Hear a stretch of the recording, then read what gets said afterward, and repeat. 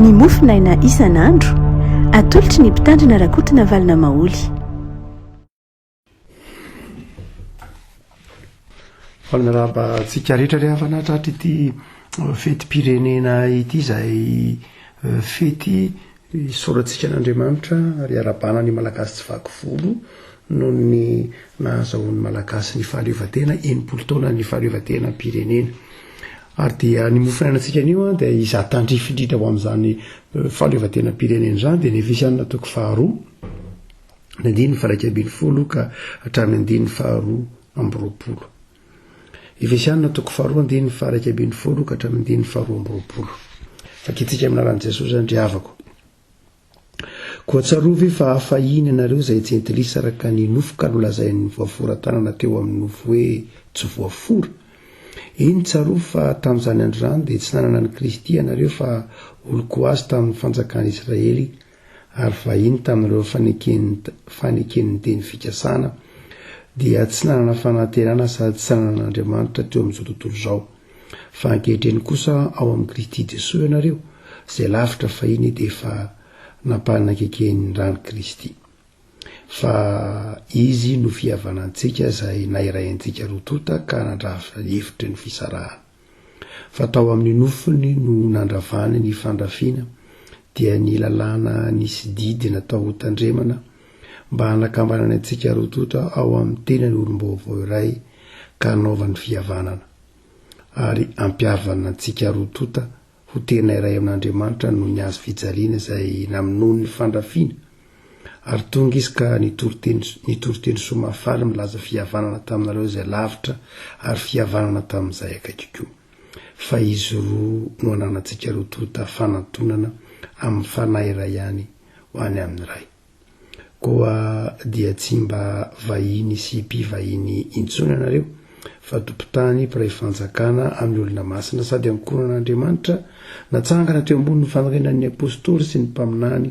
ary Kristy Jesosy no fehizoro indrindra. Ao aminy irafetany rafitra rehetra mitombo tsara ho an'ny tempolo masina ao amin'ny tompo ary ao aminy no miaraka orina koa ianareo ho firenan'Andriamanitra amin'ny fanahy. Ray masino manamasinana amin'ny fahamarinana ny teninao amin'ny fahamarinana. Amen. Arak'izany dia fiarabanana afaka malala no atolotra antsika no izao fety-pirenena izao. Marina fa ao anatin'ny toe-javatra tena sarotra dia sarotra isika no mankalaza ny fety-pirenena mahatsiaro ny fahaleovan-tena-pirenena izany kanefa dia na inona zava-dehibe afaka malala ny fety-pirenena tahaka izao fa dia faly miarabantsika rehetra noho izany tombonandro sy fotoana sarobidy eo amin'ny tantaram-pirenena 80 taona katroka ny fahaleovan-tena. Marina fa ao anatin'ny mofinaina antsika ary dia ny tenin'Andriamanitra hoentina mampaela antsika dia ny Efesianina toko 2 afaka izay mahagaga fa fanazavana ny amin'ny faharavan'ny fifandrafesana maro samihafa amin'ny alalan'ny finoan'i Jesosy Kristy Tompo. Izy manao hoe fa Jesosy no fihavanantsika 1:20 Kristy ny fihavanantsika izay nandrava ny nairaintsika ka nandrava ny hevitry ny fisarahana ary izy koa no ampiavana antsika rotota ho tena iray amin'Andriamanitra no ny azo fijaliana izay namonony ny fandrafiana 1:20 sy 1:20. Izany hoe Jesosy Kristy Tompo ilay nandrava ny hevitry ny fihavanana. Miveribera matetika amin'ny Efesianina ity moa ilay hoe fihavanana ary inona no nandravan'ny tompony fandrafiana ka nisy ny fihavanana dia ny tenany no tamin'ny alalan'ny tenany sy ny azo fijaliana no namonony ny fandrafiana rehetra. Izany hoe amin'ny toerana rehetra izay ijoroan'ny azo fijalian'i Kristy anonona ny Kristy ho tompo sy mpamonjy koa aza dia tokony atsiaro hoe fihavanana no voizina ao anatin'izany fiainam-piarahamonina izany.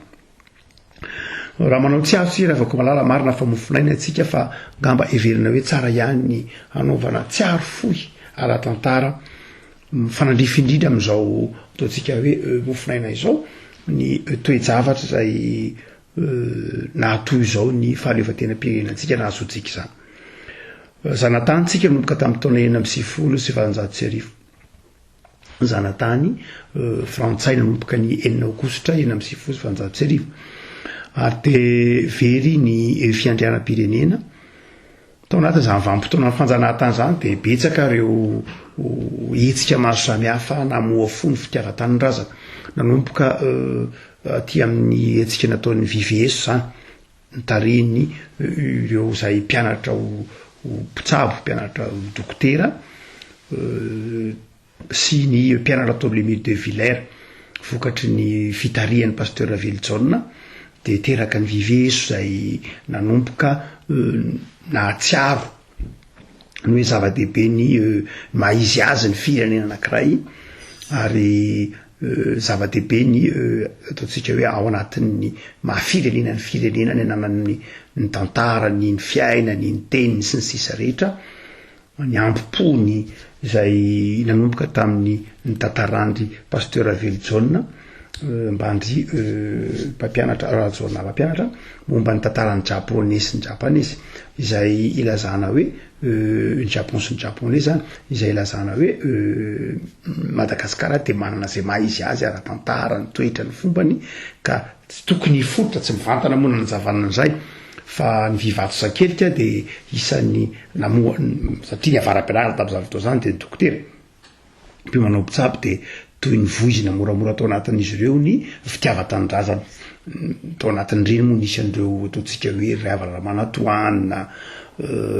tao anatin'ry mpilalaka tanora fananaraka azy tena kaiky teny Jizira Bearvelo sy ny sisa rehetra reo zay mpanoratra nisy koa ny mpitsabo sy ny sisa rehetra fa zay tena mafy tamin'ny tsy fitadiavana amin'ny fahaleovan-tena de aty amin'ny fito amby efapolo sy ny marina fa teo koa nisy nantsona hoe Jean Laimongo zay aty amin'ny 9 amby roapolo sy 1900 nanao antsoavy koa momba ny fahaleovan-tena ny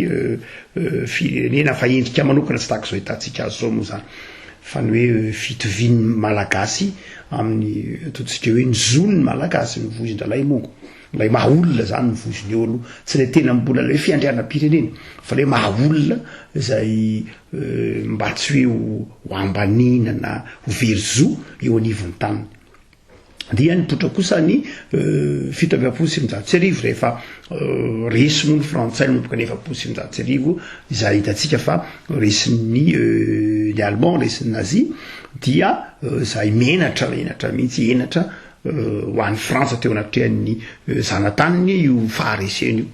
ary de faharesen'ny Frantsa io nefa no tohatra ny nampifoy ireo zanatany hoe ay ve ka azo atao tsara ny mandresy reto ity firenena ity ary ny fotsy kelikely keo ny fitiavan-tanin-drazana nanomboka tamin'ny 7 sy 1900 7 sy 1900 io dia ny fotsy kelikely ny fitiavan-tanin-drazana indrindra tany lalandreo zay nanatrika ny ady lehibe faharoa zay nandraisan'ny Frantsay anjara moa dia ny fo reo zay nanatrika iny ady iny de ny fo ny fitiavan-tanin-drazana tany amin'ireo tany zanahany Frantsay isan'izany Madagasikara izay tsy kelikely moa satria nanana ny pasteur Villejone sy ireo manodidina azy ny fotsy kelikely ny fitiavan-tanin-drazana de manao digadava isika rehefa vita ny ady lehibe faharoa ka teraka ny ataontsika hoe ny firenena mikambana zay tsarotsika tsara fa ny 9 amby roapolo jona de tsy hoe fety-pirenena ihany fety-pirenena malagasy io fa fetin'ny fahaleovan-tena io fa ara-tantara de ny 9 amby roapolo jona 5 amby efapolo sy 1900 no nanaovana soni nanaovan'ireo firenena mpikambana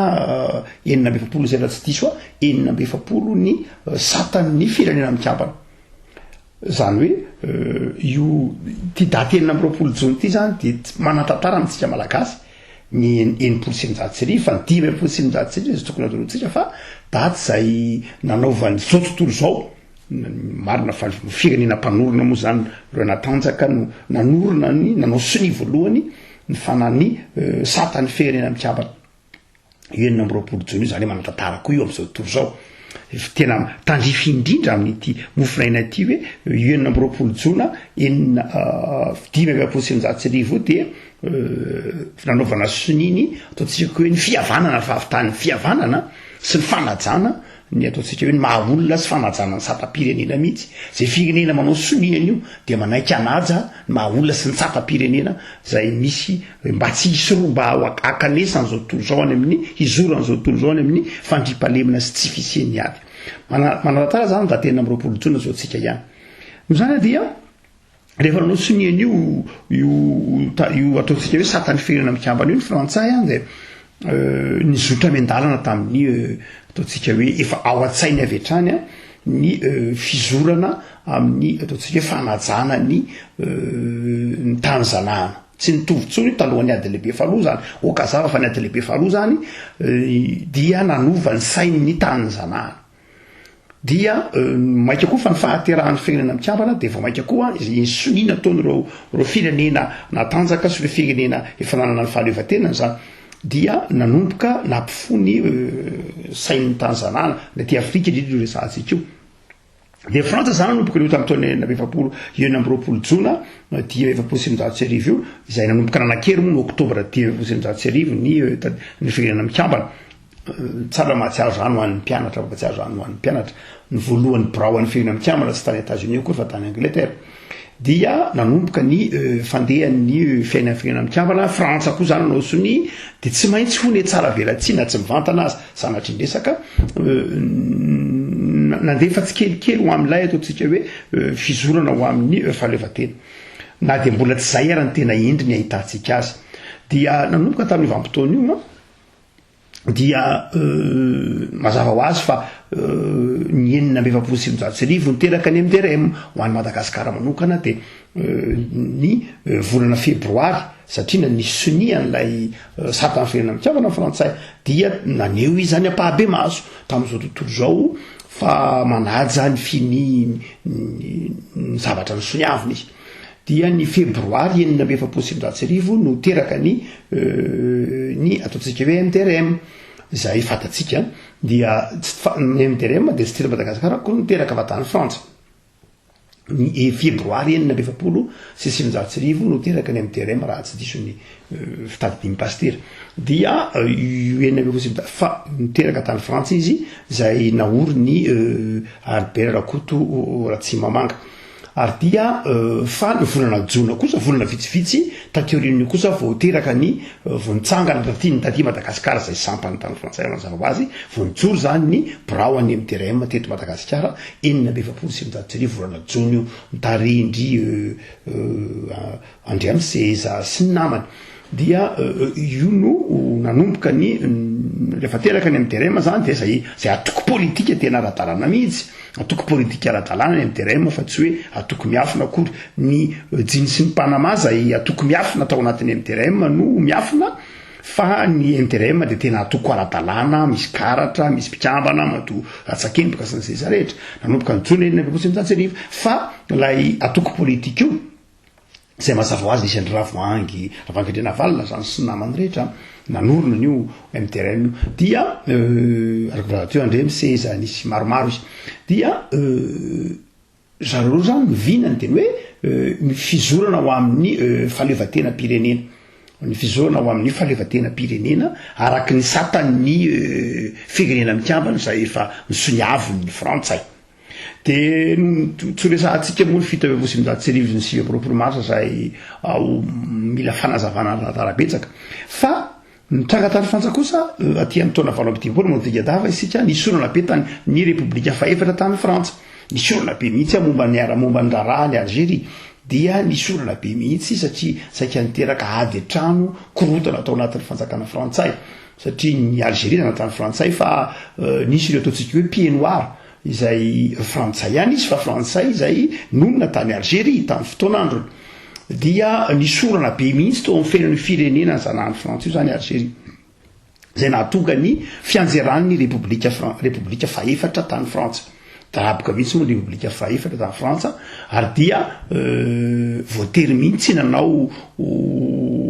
raharam-pandrenona vaovao nisafidy raharam-pandrenona vaovao zany no fitsapakevim-bahoaka ny frantsay tamin'ny valo amby dimampolo sy efatsy arivo ary nahaterahany repoblika fahadimy zany tany Frantsa ka nametraka ny de Gaulle indray zany ho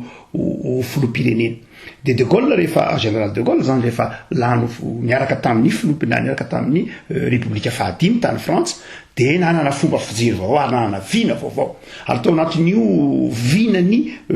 de Gaulle io, satria efa nanara-maso tsara mihitsy de Gaulle, nanara-maso tsara mihitsy ny fiainan'ny zanatany. Nanomboka taty amin'ny taona 1970 nanaraka tsaratsara izy rehetratrobin'ny folo taona izy raha teo moa zany tao anatin'ny raharaham-panjakana. Dia fa aty amin'ny république fahadimy de nanana vina vaovao de Gaulle, atao anatin'ny vinany de Gaulle io ny momba ny ataontsika hoe fizoana ho amin'ny fanomezana fahaleovan-tena ny zanatany, ny décolonisation. Dia i de Gaulle zany nameny vinany nanominy io décolonisation io, ary hitany de Gaulle raha teo fa tsy azo toaina intsony ny etaetan'ny indrindra ny aty amin'ny ataontsika hoe Afrika subsaharienne, indrindra ireo tany zanata ty Afrika zany tsy hitoaina intsony ny hafanampon'ny tany zanahany amin'ny fitakena fahaleovan-tena. Dia nitady hevitra de Gaulle, farany hitatsainy de Gaulle iny hoe aleo ho atsangana ny omena ny fahaleovan-tenan'ny tany afrikanina, ny tany izay zanahany Frantsa moa zany, saingy avondrona kosa izy na rafitra ao anatina communauté anankiray izay fanohana miara-miasa amin'ny frantsay ihany. Zany hoe manana fahaleovan-tena izy, manana fiandrianam-pirenena izy, averina fiandrianam-pirenena, saingy kosa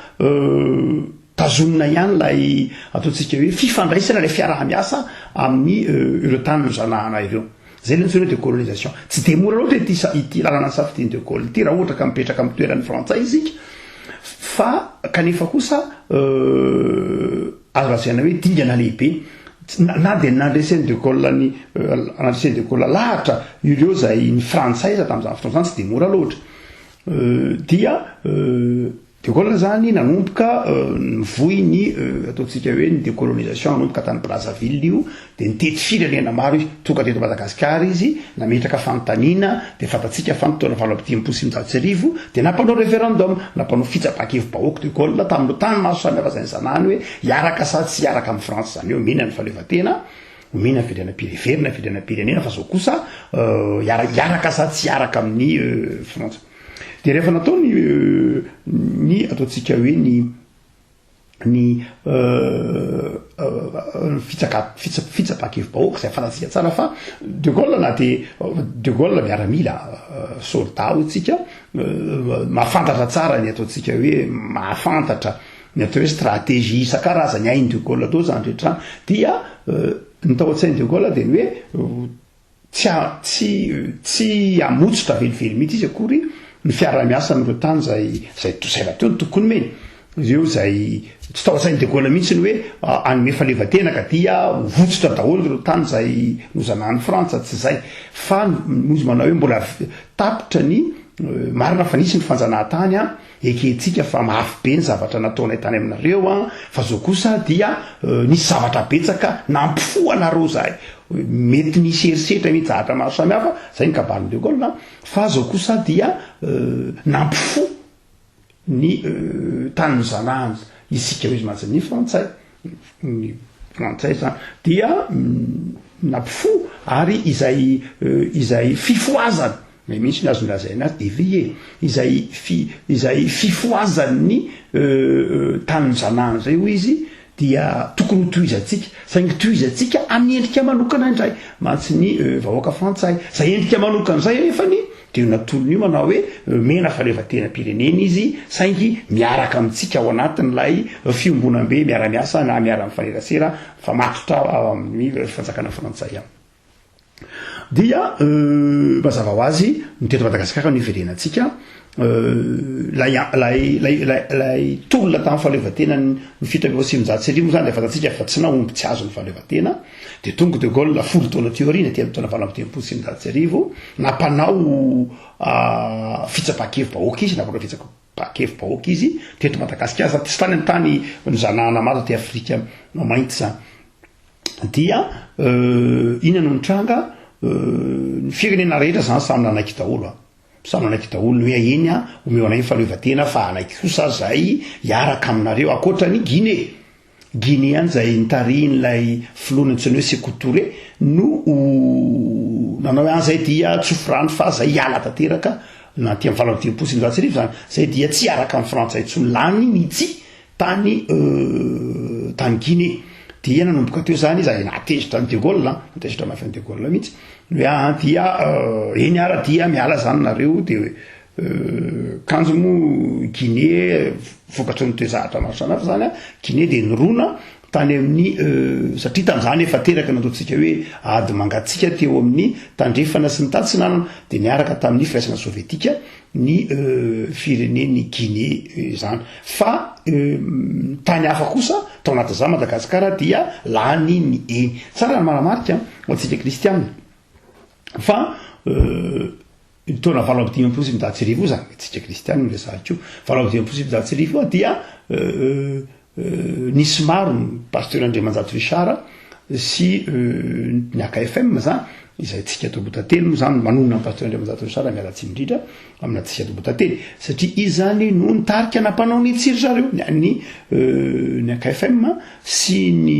mpiara-miasa tamin'ny rehetra dia nampanao ny tsi teto Madagasikara ary tamin'ny ataontsika hoe teto Antananarivo zany renivohitra io no tsy nilany tamin'ny faritra rehetra lanerana Madagasikara dia eny daholo ny lany fa Antananarivo ihany no nanao tsy fa natsiana Antananarivo moa tsy nampalany tsy verivery ny fitsibakevy-bahoaka fa tsara na manamaritra fa Antananarivo nanao tsy dia lany ihany ny ilany moa zany eny ary tao anatin'io no nahatonga n'ilay hira noforon'ny rado dia namorona ny lira hoe mba tantaninao raiko zato lalanjanakao ny mifito tsy haiko fa maniry indrindranao lay hira fanampiny fa 900 moa izy iny dia aitsika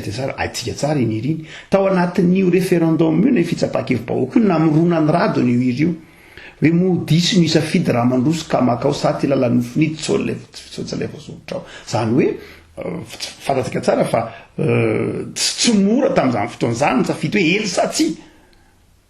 dia irado zany no namorona ny hira io tao anatin'io vanim-potoanan'io référendum na fitsapakevy-bahoaka 25 sy 900 tao anatin'izay namorona hoe inona re Andriamanitra no atao eny sa tsy mba tantaninao raiko zay vokatry ny safidina eo na eny na ho tsy namorona ny hira fanampiny izay fa 900 hira itsika andavanandro irainy ao anatin'ny firana fanampiny FJKM moa dia lany eny de rehefa lany eny tamin'ny fiainana rehetra dia na inona zay ndatsika hoe raha amin'rafiny ara-politika ka mipetraka amin'ny toeran'ny général de Gaulle tsika dia mahita fa tsy de mora loatra ny fitantanana ny raha rehetra arak'izany hoe anome faleovan-tena ireo tany zanana nandritra ny taona maro fa zaho nametraka olona anankiray zany tsony hoe Jacques Foccart izay izy ihany no azo lazaina hoe olona nitokisan'ny olona vitsy tena nitokisan'ny de Gaulle Jacques Foccart amin'ny filazan'ireo ataontsika hoe mpanoratra ny tantaran'ny de Gaulle dia olona rosa telo ihany no mahita ny de Gaulle isanandro koatra amin'ny fotoana fiasana moa zany mazava ho azy ny vadiny iny tetidizay hevitra fa i Jacques Foccart ny filazan'ny mpanoratra ny tantaran'ny de Gaulle dia miona mandrakariva amin'ny de Gaulle isanandro ary mibrao an'i Jacques Foccart dia eo akila ao anatin'ny ataontsika hoe mifanila amin'ny tsy lavitra tamin'ny brao de Gaulle fa i Jacques Foccart no nanakinany de Gaulle ny ity filo frantsay ity zany ny nanakinany ny alay ataontsika hoe fandaminana mihitsy ny fitondrana ny zanatany tao anatin'ilay décolonisation azo lazaina hoe ity rangaty zany Jacques Foccart zany no tena nandrafitra ny fandaminana maro samihafa ary nametraka ireo amin'ny fomba mivantana na tsy mivantana ireo niara-niasa akaiky mihitsy tamin'ireo filoham-pirenenany izay nandray ny fahaleovan-tena ohatra hoe Léopold Sédar Senghor tatia Sénégal, Houphouët-Boigny, tatia Côte d'Ivoire sy ny hafa rehetra dia io rangaha io zany no azo lazaina hoe tena nandrafitra ny politikan'ny décolonisation. Marina fa teo de Gaulle fa Jacques Vaukara ny tena nandrafitra ny politikan'ny fizoana ho amin'ny fahaleovantena ary manao tatitra saika isan'andro amin'ny général de Gaulle izy amin'izay mety ho fandehan'ny raha rehetra taty amin'ny tany nozanana ka nomena fahaleovantena miandalana. Afa amin'io moa zany hoy ireo mpandinika ny tantara ny décolonisation no nahaterahan'ilay fomba fiteny France Afrique nalay tambajotra ny France Afrique dia azo lazaina hoe tsy afa-misaraka mihitsy amin'ny tantara nyity rangaha antsoina hoe Jacques Vaukara ity zay mazava ho azy ity velany zany dia mazava ny fahaleovantena fa tany ambadika kosa ireo ataontsika hoe tsy tena ankasitraka ny décolonisation de Gaulle no nipoiran'ilay ataontsika hoe tambajotra ny France Afrique zay nametraka mpitondra isan-karazany tamin'ny firenena maro tatya ny Tanzania. Fa ny 9 jona 1900 kosa no nanomezana ny fahaleovantenan'ny Madagasikara vokatry ny faneken'ny vahoaka lay eny dia ny 9 mbatantsika fa teny Madagasikara mbola nisy tondra-drano be raha be mihitsy ny teto ny 9 nanomboka ny azy diso amin'ny farany volana martsa 9 mbola mijojo be mbola farany volana martsa raha tsy diso no mbola nijojo be ny olana raha tondra-drano be teo Tananarivo 9 tsy de tena mbola nisy fahafahana nanome fahaleovantena ty amin'ny 9 ny 9 vao ny 9 zay vao ataontsika hoe azo ny mena ny fahaleovantena dia tsy mahamasina moa nanaovana ny kabary dia natotra ny fahaleovantena arak'izany ary dia ny filoha Philibert Tsiranana no filohan'ny firenena tamin'izany zany dia arabainy ianao zany tratro zany fahaleovantena izany na inona dia eto lava-tsaroa rehetra ry afaka malala no tokony ho tsaroantsika. Ny fahaleovantenam-pirenena dia na inona dia betsaka nefa nisy raha latsaka maro be lehibe ny raha latsaka be lehibe ny olona namony ainy ka na endrikina dia raha isitsika amin'ny finoana ny zavatra rehetra. Ny tenin'ny apôstôly Paoly manao hoe ny zavatra rehetra miara-miasa soa zay tian'Andriamanitra ka na inona valimbavaka zay nitoloma ny fiangonana mandritry ny taonjato 20 manontolo ny iverenan'ny fiandrianam-pirenena ary hitantsika fa natin'ny tantaram-piangonana maro isan-karazany dia hitantsika zany fihetsepon'ny malagasy ny atoraka tamin'Andriamanitra ka na inona misy mantsy ny hoe ankalizangia fa fahaleovantena natolotra na inona dia zao valimbavaka zany driavako anjarantsika kehitriny anjaran'ny kristianina kehitriny no mieritreritra ny amin'izay hitondran'ny fahaleovantena zao valimbavaka na inona dia zao ny tenin'ny apôstôly Paoly ny zavatra rehetra miara-miasa dia nataon'Andriamanitra ny ara-miasa zay zany. Mety nisy hoe zavatra ohatran' zao tao anatiny tao nisy kajikajy politika isan-karazany fa zao Andriamanitra ny tompony tantara, Andriamanitra no mitondra ny tantara, an'Andriamanitra ny tany zay rehetra eo aminy, an'Andriamanitra Madagasikara. Zay zany ny fandaharan'Andriamanitra dia andeha itsika hisondran'Andriamanitra ny amin'izany. Efa natao za tsy hoe diso ny anina tsy any amin'ny hoe inona ny diso na inona ny marina tsy zay loatra fa na dia zay mety heverinao diso azon'Andriamanitra nampiasaina anaso na zay neverinao marina azo azo nampiasain'Andriamanitra votsy marina rehefa zay ny sitrapon'Andriamanitra fa ny zava-dehibe dia ny ankehitriny dia afaka malala azo ny fahaleovantena dia manoloana zany tokony hisondran'Andriamanitra ny mpino rehetra tsy metra-panontaniana hoe kali izy anke ohatra ny endrim-panjanahan-tany fa amin'ny endriny vaovao sy eny mety marina zany tsy tsika hevitra mety marina tokoa zany tantara dia nilazany zany fa izao ny zava-dehibe dia ity anjarantsika kehitriny indray ny manarina an'izany anjarantsika ny miezaka ho mendrika an'izany fahaleovantena zany fa ny fahaleovako malala dia izao ny fahaleovantenam-pirenena inona dia tony manamarina itony na tsy amin'ny lafiny ara-panazy dia manamarina itony teny ny apôstôly Paoly tony hoe ny fahaleovantenam-pirenena dia mariky ny fandravana fisarahana mariky ny fihavanana ny fahaleovantenam-pirenena ny 9 jona na inona lazaina dia tokony ho marika hitamaso ny fiombonana na ny firaisam-pirenena toy ny manamarina toy ny teneniny apôstôly paoly tony fa izy ny fihavanantsika marina fa ara-panaty saingy zao ny tiana tenenina teny hoe ny enina am'roapolo jona de tsotra be fetiny fahaleovatena de tokony ahatsiarovantsika rehetra mahay raitsy mivaky na ara-po io na ara-toetsaina io na inona ny firenena malagasy manontolo de pera afaka malala ny ao anatin'izao rivotra mampisaratsara ka rivotra maro samihafa anatin'ny fiarahamonina eran-tany zay rivotry ny fisaraham-bazana izao de tokony iara-matsiaro tsika rehetra fa na inona de Madagasikara raitsy mivaky no men'Andriamanitra atsika ary ny fahaleovatena mpiaina izay tsaroantsika amin'ny enina am'roapolo jona tahako sao dia fampihavanana hoy tsika manao hoe ny enina am'roapolo jona 5 ny firenena mikambana ny tany matanjaka rehetra no izy 9 de 9 nanao soni ny satany firenena mikambana mariky ny fihavanana ary izy kosa ankehitriny de no zany dia na inona de ny tokony ho banjentsika rehefa malala amin'izao fetim-pirenena izao ka era-pananao de zay hoe fihavanana izay iverina amin'ny ara-panatsika rehefa malala ngamba iveriko hoe tsara ihany amatarana an'izany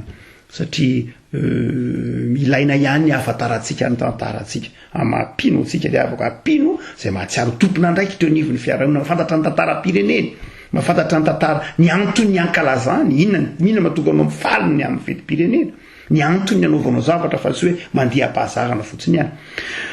hoy tsika manao hoe iverantsika teniny apôstôly paoly manao hoe fa Jesoa no fihavanatsika rehefa malala inona zavatra ambaran'ny Paoly ary amin'ity raha tandrifindrindra amin'izao fetim-pirenena izao zavatra anankiroa rehefa malala voalohany de zao tsika manao hoe mipino de rehefa ao amin'ny Kristy izy mipino zany rehefa tena ao amin'ny Kristy izy de mahavita mihoatra misongona ny izay rehetra mety ho mampisaraka tsy ny herin'ny tena no ahafahany mandresy izay rehetra mety ho mampisaraka na hevitra io na inona io na fari-piainana io na fahalalana io na inona ao anatin'ny fiarahamonina zay misy azy fa ny herin'ny azo fijalian'ny Kristy amin'ny alalan'ny finoanan'ny Kristy ihany no andresena ny fisarahana ny sain'olombelona rehefa afaka malala tsy maharesy fisarahana marina fa vina ny firenena mikambana zay maharentsika tsara teo fa ny 9 jona 5 no nanaovana sony ny satany firenena mikambana ny vinany firenena mikambana de ny hoe fandripahalemana fitoviana ao anatin'ny tany salama sy tany tsirava tany velona tsara dia fa tsy ny sain'olombelona mihitsy afaka malala ilaina zany misy ny saina zay men'Andriamanitra atsika fa tsy ny sain'olombelona no mahavita zany samy rery fa ny saina miaraka amin'ny Kristy ny tena mahavita zany mety manao zany vina daholo ny rehetra fa ny mpino rehefa malala de tokony mahatsapa manao hoe mitodika makany amin'ny antsoina hoe fihavanana mandrakariva mandresy ny fisarahana eo anivon'ny fiarahamonina eo anivon'ny fiainam-pianakaviana eo anivon'ny mpiray fiangonana any koa tsy noho ny heriko ny avitako an'izany fa raha maha-olombelona mpanota dia tonga ho azy ao anatiko ny fisaratsarahana tonga ho azy ny fifampitsarana ny fifanameloana ny fametra-pampitaina mandrakariva hoe iza ny fototry ny fahadisoana iza ny diso iza ny maro izay lojika mety mahazo amin'ny mpaha-olombelona zany fa zao rehefa malala amin'ity fetim-pirenena ity de niafatry ny tenin'Andriamanitra amintsika manao hoe ho anao pino de mivoy fihavanana sy fampihavanana ianao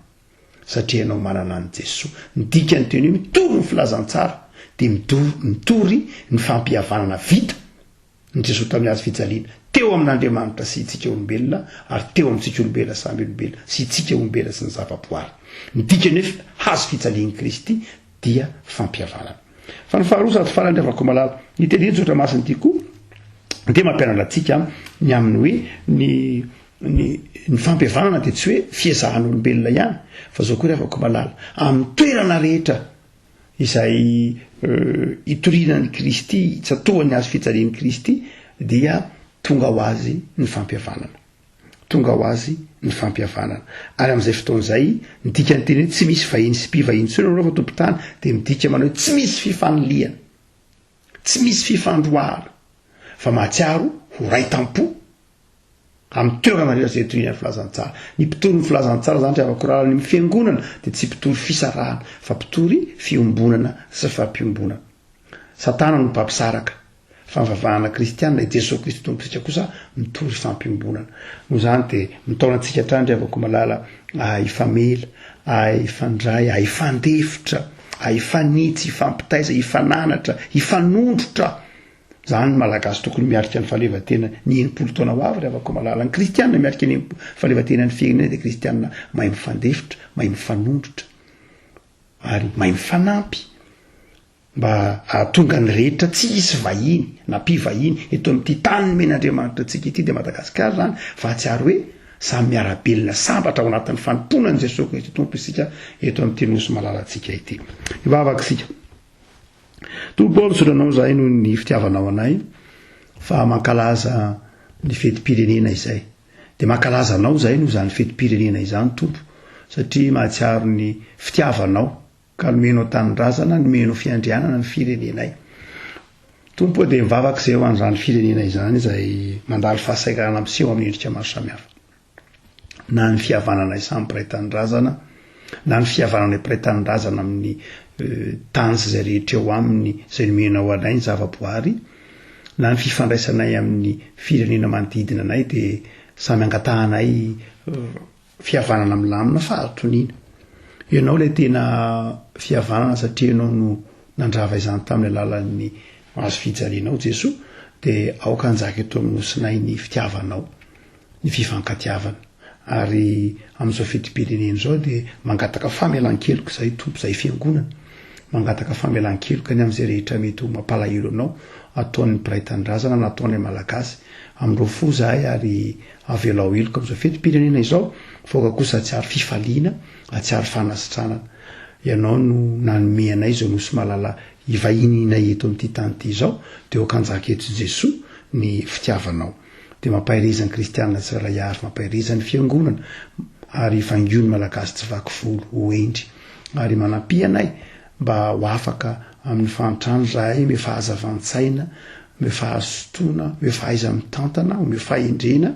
ary rakofony ranao ny tanindrazanay dia zay rehetra irinay ny tokantrano any tompo ho an'ny tanindrazanay amin'ity fetim-pirenena ity satria fantatray fa manana izany zahay manana faniriana manokana ho an'ny tanindrazanay de entinay aminao zany Jesosy araky ny teninao hoe mangata de omena ianareo amin'ny an'i Jesosy Kristy mpamonjy anay amen.